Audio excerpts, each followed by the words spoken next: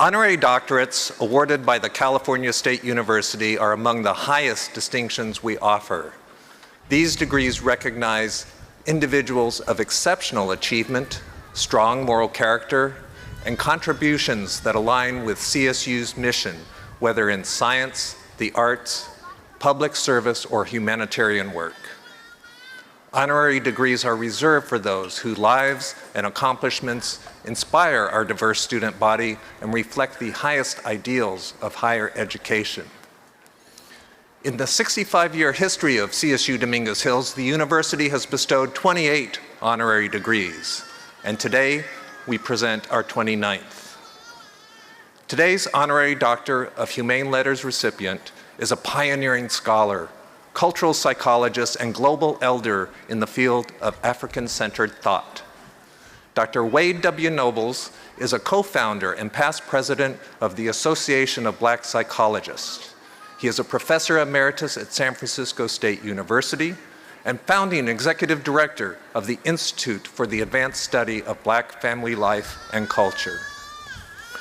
Rooted in ancestral legacy and spiritual tradition, Dr. Nobles was installed as Nana Kweberko, development chief in Ghana, and initiated into the Yoruba Ifa spiritual system, earning the name Ifágbemì Sangodare.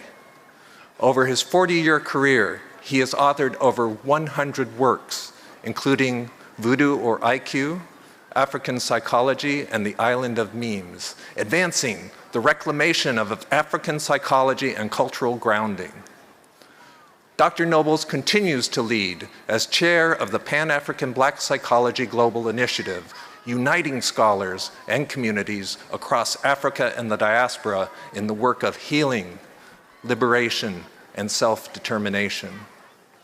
In recognition of his deep commitment, I present Dr. Wade Nobles as a candidate for the CSU Honorary Doctor of Humane Letters. I now invite President Parham to the podium for the conferral of the degree.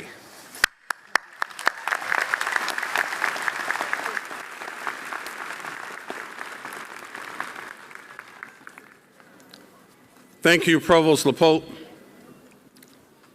and honored guests, and members and family of Dr. Nobles and the Association of Black Psychologists that are here under our galaxy sign. By the authority vested in me, and on behalf of the California State University Board of Trustees, I confer upon you, Dr. Wade Nobles, our highest honor, the degree of Doctor of Humane Letters, with all the rights and honors it conveys.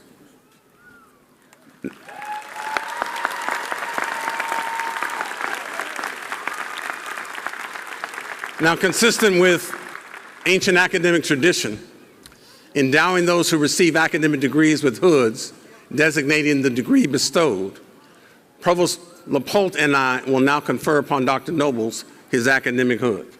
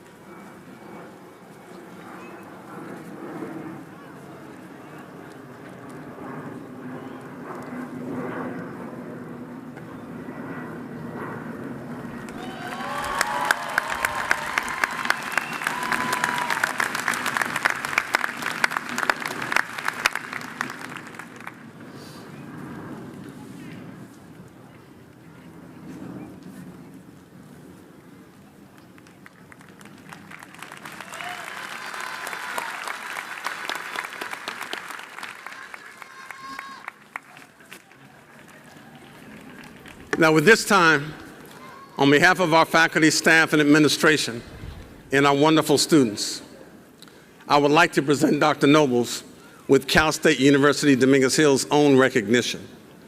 This recognition, ladies and gentlemen, is reserved for those whose accomplishments and commitments to our communities is so noteworthy as to be recognized as consequential. We recognize it with the Toro bull that is its crystal bull. At Cal State University Dominguez Hills, Dr. Nobles, we are Toros.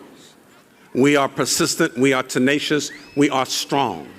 And this crystal bull is a symbol to those who receive it, that they too, and you too, reflect those same characteristics and are worthy to be called an honorary Toro. We hope that this always reminds you that this university is proud of you and looks forward to seeing the impact you will continue to have on the communities that you serve. Dr. Nobles, congratulations.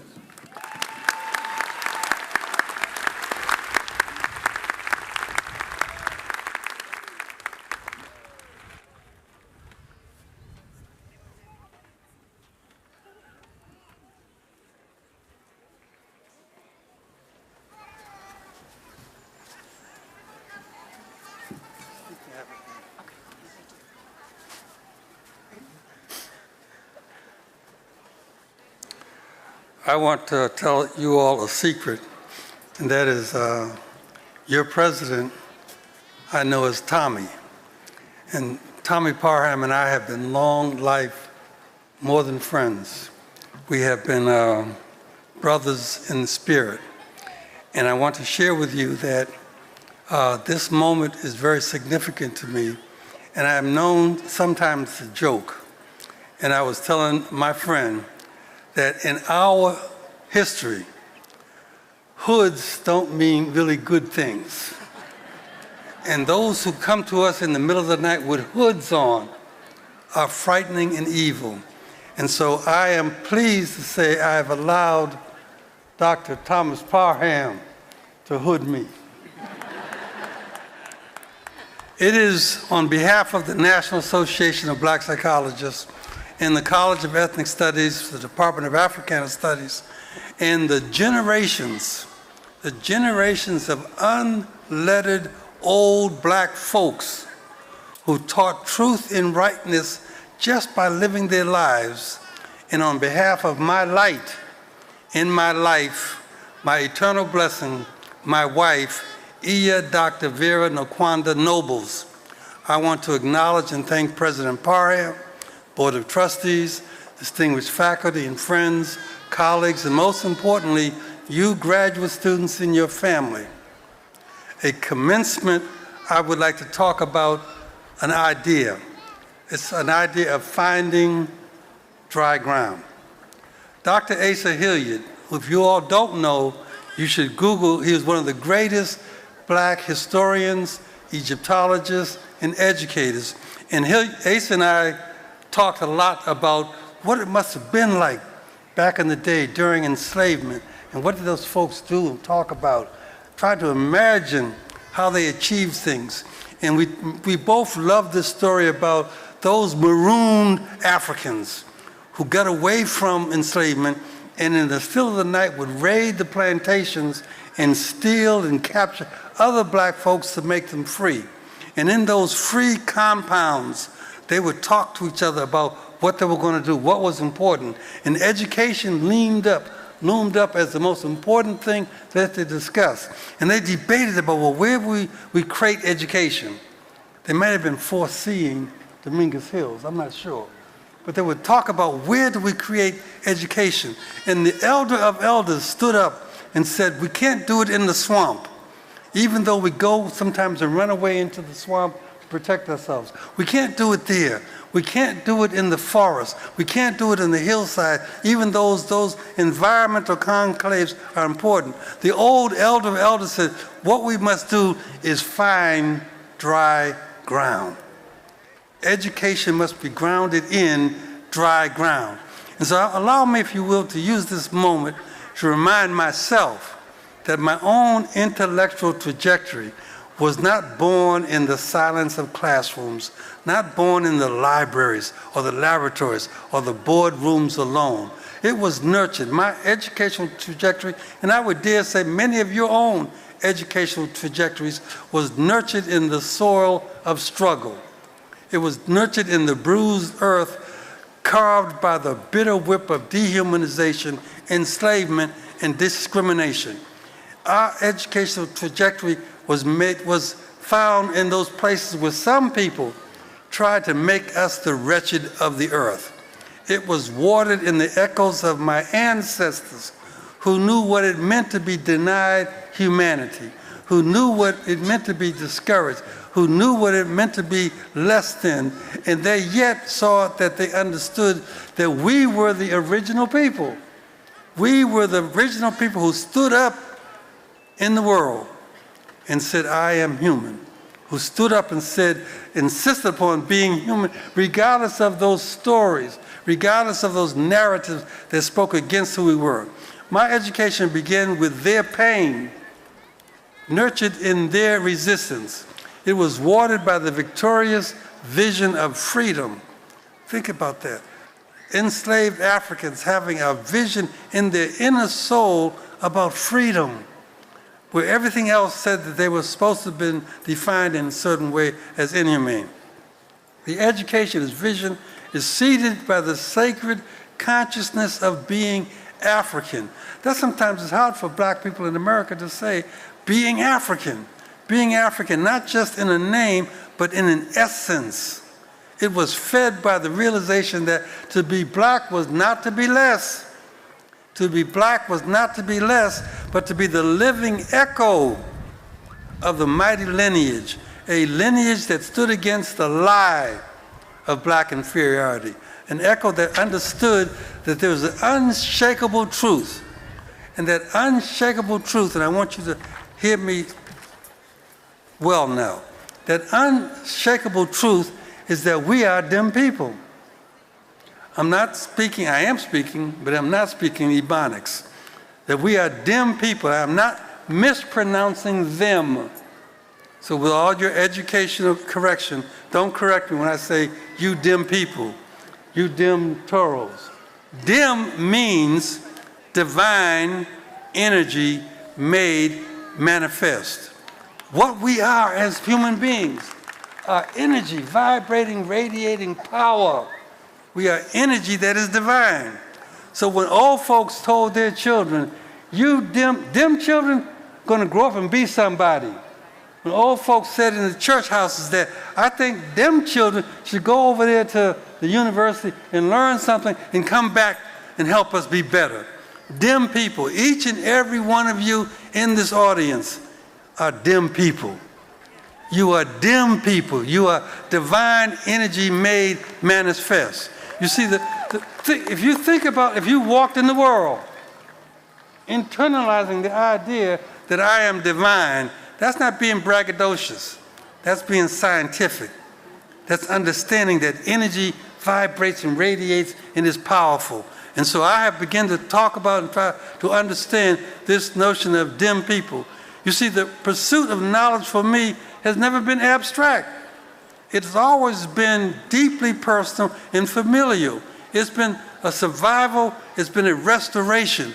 How do I restore, as a scholar, as an intellectual, how do I restore the deep thought, the deep thinking, those ancient Africans who knew something, but because of our, end quote, Western education was disregarded, dismissed, destroyed, and we think that there's only one narrative in the world. That is not true. Our education, at least in terms of the work that I'm doing, and I would dare say that Dr. Parham has been a partner, a colleague, a comrade in this work. His education was the reconstitution of those fractured identities and the shattered spirits of African people. It was remembering who we be. We be them people. It was remembering who we be. It was remembering whose we belong to. It was remembering who we must become. I have always remembered that every page I've read, every book I've written, every class I've taught, every debate I've had, every program I've run was always made possible because somebody, them people before me, dared to fight for me, dared to wade through ignorance, dared to help me understand that the lies that were be told were simply that, vulgar, nasty lies. It was a degree, and so I remind you all that you must ask yourself at this commencement to consider this. Your degree is not just a credential. Your degree is not just a credential. It is not just a credential, it is a calling.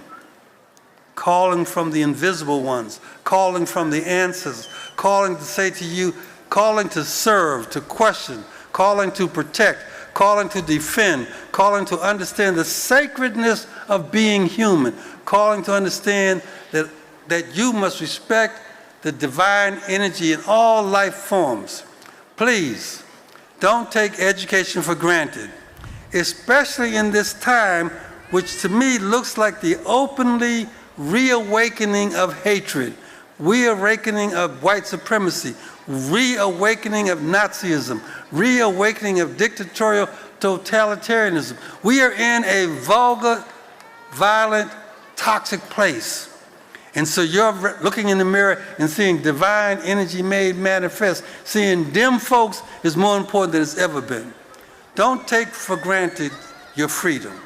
Don't let this education that you have now earned, now achieved, now struggled for, don't let this education be only a license for personal success, for personal comfort, and for personal privilege. Defend the right of all others to what? To be what? To be dim. Those whose voices are still being silenced, lift up that voice, especially those who are still standing knee-deep in the toxic floodwaters of injustice and hatred. They are dim too. And lastly, go forth from this commencement with delight. Delight in the pursuit of finding dry ground. Delight in the pursuit of finding dry ground. Dry ground is that space where your purpose meets your people. Let me say that again, because sometimes it slips by you. Dry ground is the space where your purpose meets your people. You are never disconnected from them. You are never alone from them. Your purpose is where your purpose meets your people. And in that firm place from which you build, dry ground is the place where the flood waters no longer wash away your dignity. Dry ground is the place where you are no longer drifting, but rooted in your values, rooted in your values, rooted in your truth, rooted in your joy, rooted in the rhythm and resistance, and above all, rooted in song and science. The recognition that comes with this Honorary Doctor of Humane Letters gives me additional authority to stand on dry ground and to continue to build that which brings joy and beauty to humanity. In standing on dry ground, let this echo in your ear, in your inner ear. In standing on dry ground, know who you be, know whose you belong to, and know who you are becoming. I am thankful, I am honored and gratified to be the 2025 recipient of the Cal State University Dominguez Hill Humane Doctor of Humane Letters. In the language of the Bantu Congo, I say to you, may ye dim yingeli, may ye dim yingeli, may your dim shine. In the language of the Asante Twi, I say, Medase Paa, Medase Paa. May you always be thankful, may you always seek and stand on dry ground. Thank you very much.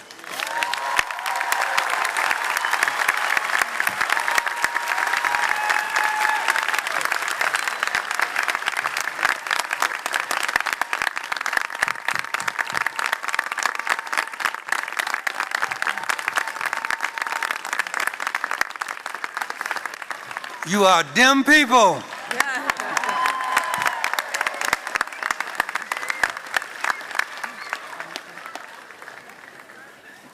Wow. Please give Dr. Nobles another round of applause.